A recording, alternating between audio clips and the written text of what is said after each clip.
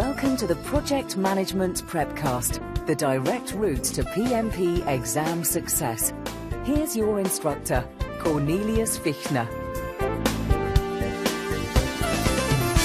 Hello and welcome to the Project Management Prepcast, where you are the primary stakeholder in your PMP exam preparation.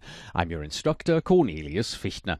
The topic of this lesson is planned stakeholder management. That's the process of identifying how the project will affect stakeholders based on the examination of their needs, interests, and their possible impact on the success of the project, and then developing applicable strategies to promote effective engagement with the stakeholders throughout the life cycle of the project. In this lesson, we will focus on 6 areas. First of all, stakeholders and how they influence project success. Second, the stakeholder register and how its contents provide the foundation for planning appropriate stakeholder engagement. Then we'll look at the importance of enterprise environmental factors and organizational process assets as inputs to the process. Fourth, we determine stakeholder engagement levels through the use of expert judgment.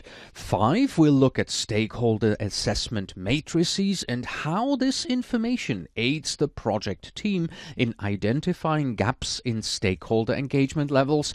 And lastly, how to develop an effective stakeholder management strategy that suits your organization or your project. The project stakeholder management knowledge area includes the processes that are required to identify the people, groups, or organization that could impact or be impacted by the project, to analyze stakeholder expectations and their impact on the project, and to develop appropriate management strategies for effectively engaging stakeholders in project decisions and execution. There are 4 processes that help us do this. First, we have to know who our stakeholders are. So we need to identify our stakeholders in the process of identifying all people, groups, or organizations that could impact or be impacted by a decision, activity, or outcome of the project, and analyzing and documenting relevant information regarding their interests, involvement, interdependencies, influence, and potential impact on our project's success.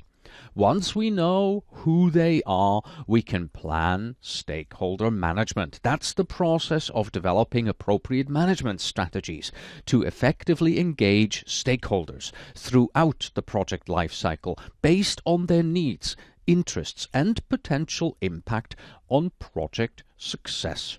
Now that we know who they are and how we are going to manage them, well, we can manage them in the process of manage stakeholder engagement. That is the process of communicating and working with stakeholders to meet their needs and expectations, address issues as they occur, and foster appropriate stakeholder engagement in project activities throughout the project lifecycle. And lastly, we also have to control stakeholder engagement. This is the process of monitoring overall project stakeholder relationships and adjusting strategies and plans for engaging stakeholders. We want to make sure that our engagement strategies are effective.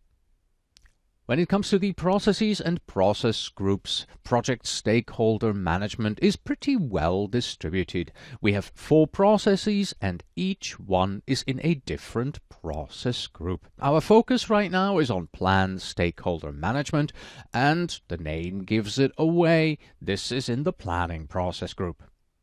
The main concept of this process is that you will identify effective ways of engaging stakeholders in the project so that you can manage their expectations, and all of this in order to achieve your project's objectives. Planned stakeholder management is one of the many planning processes in the PMBOK guide. It is foundational to the project stakeholder management knowledge area, just as the other planning processes are to their respective knowledge area.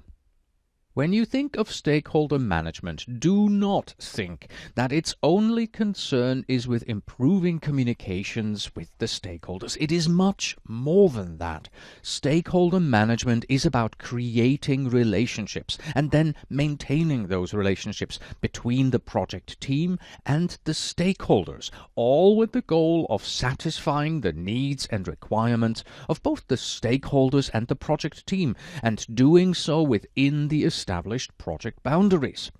The process of planned stakeholder management puts the wheels into motion that generates the detailed plan that maps out how to create an effective communication strategy, implement it, and accomplish the project goals. Remember, a stakeholder is anyone who is affected positively or negatively by the project. Stakeholders will generally sit in two camps, those who support the project and those who oppose the project. As a project manager, it is critical to understand which camp each of the stakeholder groups are in, as they can have significant impact on the project's outcome. Stakeholder management on a project is a continual and iterative process. Continual because stakeholders require management throughout the project life cycle, and iterative due to the fact that stakeholder communities can change throughout the course of the project.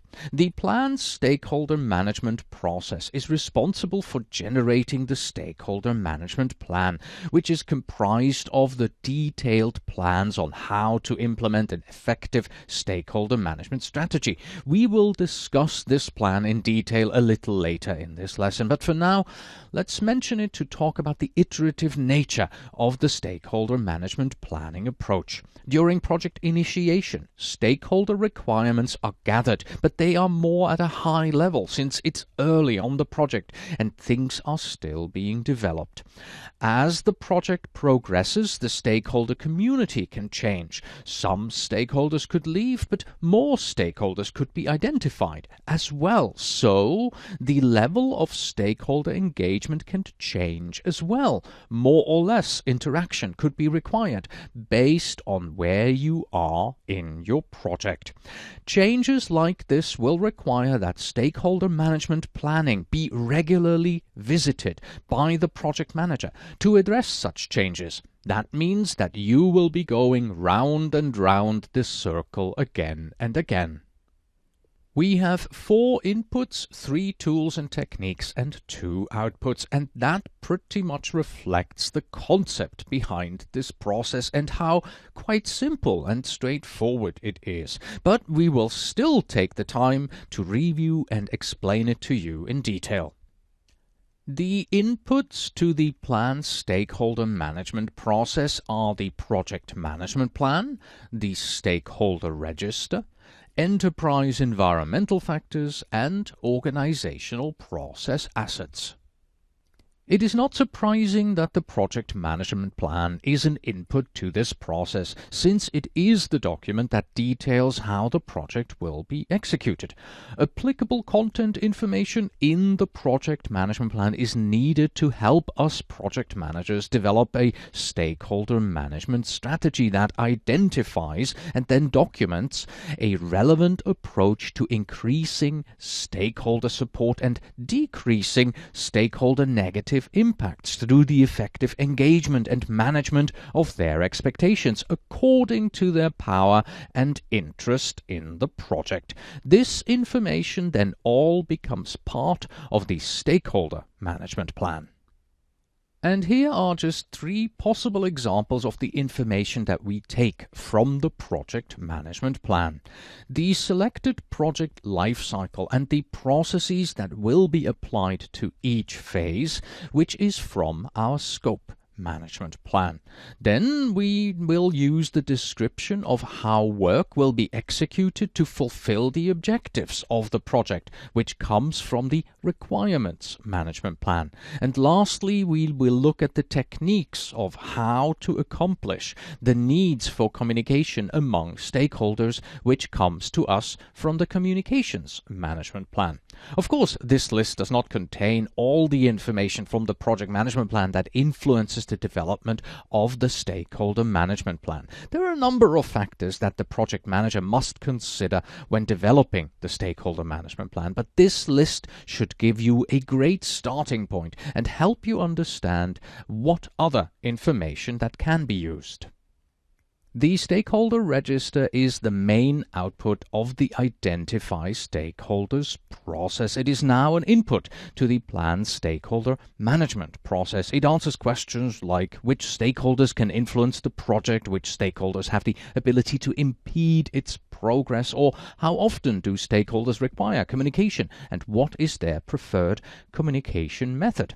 The stakeholder register contains all the information that is related to the identified stakeholders on the project and how to plan the proper ways to engage them. Usually it contains three types of information: stakeholder identification information, like their name, position in the organization, the role on their project; stakeholder assessment information, which includes the major requirements, expectations, and the influence they have on the project; and stakeholder classification information, such as whether they are internal or external, or a supporter, resistor, or if they are neutral. It is also important to note that your stakeholder register is not static as a document. As the project progresses, you will identify new stakeholders. Therefore, it's imperative that you keep your stakeholder register updated every time that you have new information coming up. Enterprise environmental factors are a common input to a number of processes, but be careful not to skim over them and their relevance to the process.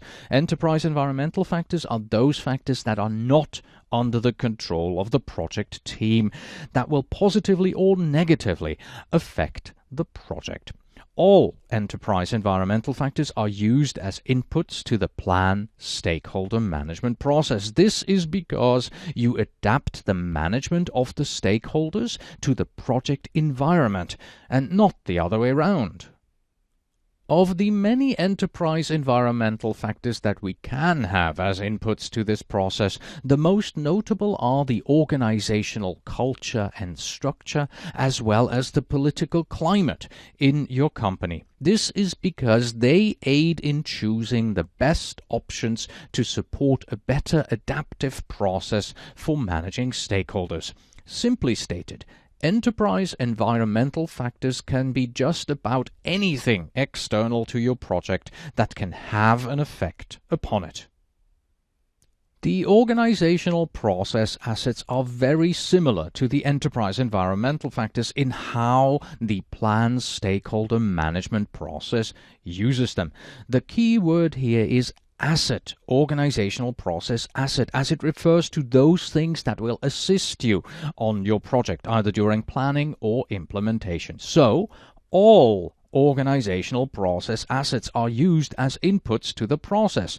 An important aspect here is that such assets may include information allowing you to scope your project more precisely. Of particular importance are lessons learned databases from previous projects and how they managed the stakeholders, as well as historical information. Either you get this directly from other project managers or again via some form of a database. These inputs provide an understanding on previous stakeholder management plans and how effective they were, which can be used in the development and planning of stakeholder management activities on your current project.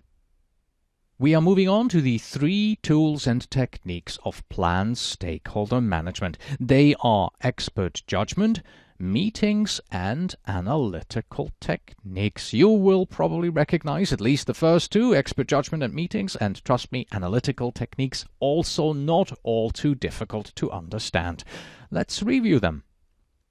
Expert judgment is an approach of soliciting expertise provided by any group or individual with specialized knowledge or training.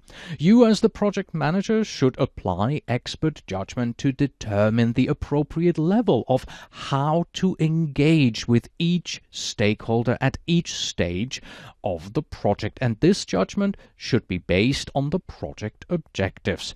This is because during the initial stages of a project, senior stakeholders are likely to have a leading level of engagement. They will be highly engaged in the project. They will define the project. They will shape the vision. That is due to their ability to remove obstacles and exert their positive influence on the project. As the project moves on, their level of influence and their engagement with the project will change. It may go down from a leading role to a supportive role, while other stakeholders, subject matter experts, for instance, assume a more important role.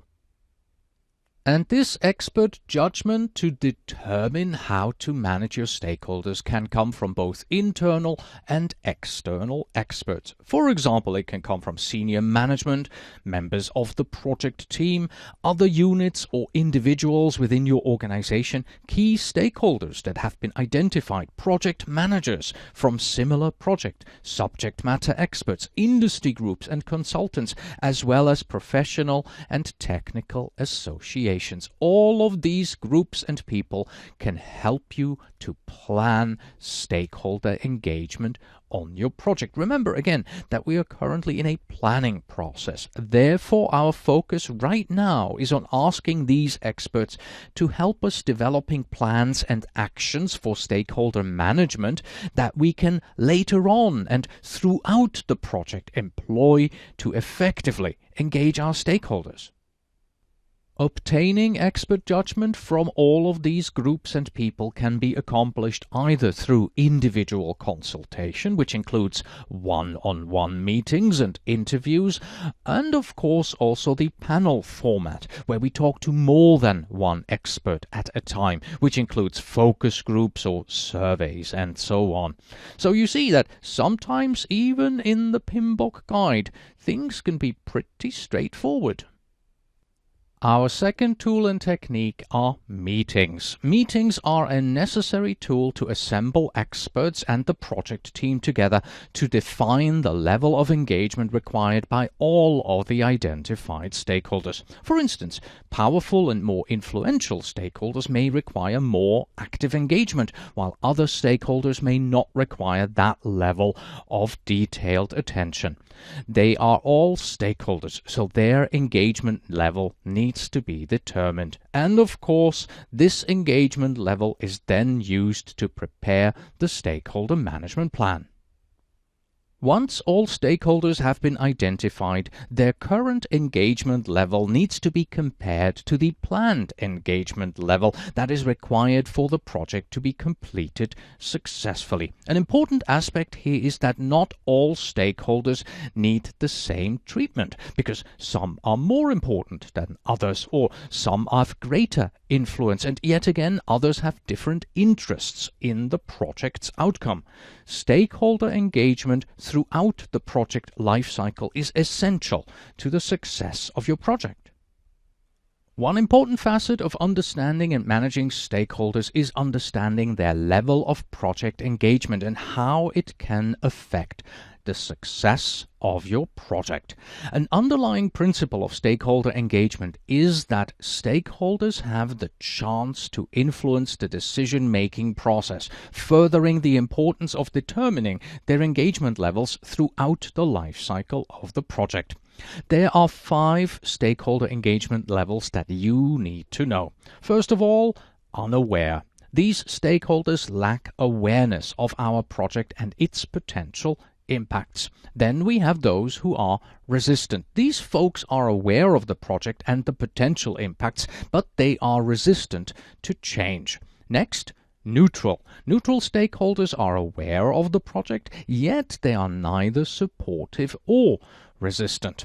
Then we have supportive stakeholders. These are aware of the project and the potential impacts, and they are also supportive of change. And lastly, leading stakeholders. They are aware of the project and the potential impact and are actively engaged in ensuring the project's success. This last group is always my personal favorite because they make my life as a project manager so much easier. The tool and technique of stakeholder analysis is an important part of developing a useful engagement plan. One common method of stakeholder analysis is the Stakeholder Engagement Assessment Matrix. In this matrix, the stakeholders are plotted against two variables: C, which is their current engagement level on the project, and D, which is the desired level of engagement. Based on this information, the project team needs to identify the desired engagement level for the current project phase. If we look further at the diagram here, you see that it shows that stakeholder 3 is currently at the desired level of engagement. However, stakeholder 1 and 2 are not at their desired level, and they require further communication and additional actions to get them there. Through the use of the analytical process, you are going to be able to recognize the gaps between the current and the desired level of engagement, and then take the necessary actions and communications to close them. For example, if you have someone like stakeholder 1 who is unaware and you'd like to turn them into a supporter, you have to ask yourself, what do we have to do in order to turn him or her into a supporter? One final note before we move on to our outputs. The information that you gather and document about your stakeholders can be quite sensitive. Just imagine what would happen if you had a resistor on your project and your strategy on how to turn this resisting stakeholder into a supportive stakeholder were to become public. You could easily be seen as trying to influence and control your stakeholders. So make sure that you care and safeguard all of your stakeholder management strategies, and also that you formulate your strategies in such a way that they are seen as positive and not manipulative. There are two outputs to the plan stakeholder management process. We have the stakeholder management plan, which was an expected output from this planning process. After all, it's called plan stakeholder management. We need to have a plan at the end, as well as updates to our project documents. Let's look at them. The Stakeholder Management Plan establishes the management strategies that are required to effectively engage our project's stakeholders. It attempts to ensure that key stakeholders and their interests are pinpointed and appropriate strategies are developed to properly engage them. And just like any other management plan that we have seen before, the Stakeholder Management Plan can be formal or informal, highly detailed or broadly framed, and which one, of course, you choose is based on the needs of your project.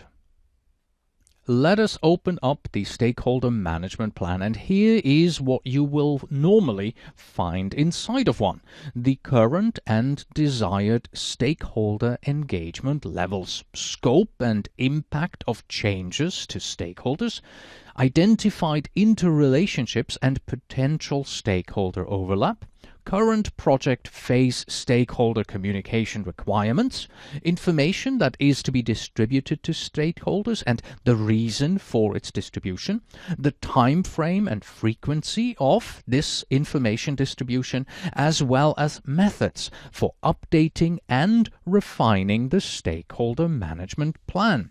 And so, as a component of the project management plan, the stakeholder management plan contains all of this information and thereby supports the vital role of engaging, informing, and managing stakeholders in the success of your project.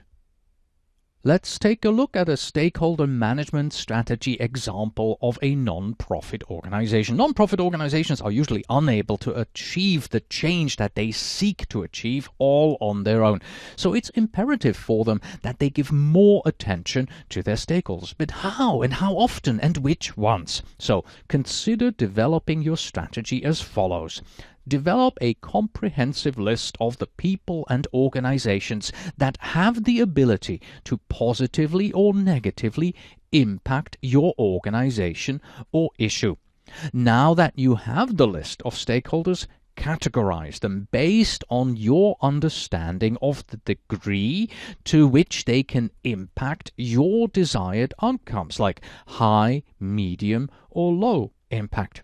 Now assign owners from within your organization to manage each high-value stakeholder based on their potential impact. For example, assign executive board members to the high-impact stakeholders, and maybe stakeholders of lower impact are candidates for newsletters. Next, you want to determine a timeline. Regular communications with your key stakeholders ensures that they are always up to date and in the know, since they have the power to influence outcomes. And of course, you also want to adapt your messages so that your messages align with their interests. Remember, they have influence and they can make things happen. And that's it. You have created a stakeholder management strategy. When managing your organization's stakeholders, you want a clear and simple process that can help you prioritize potential actions and determine your immediate next steps.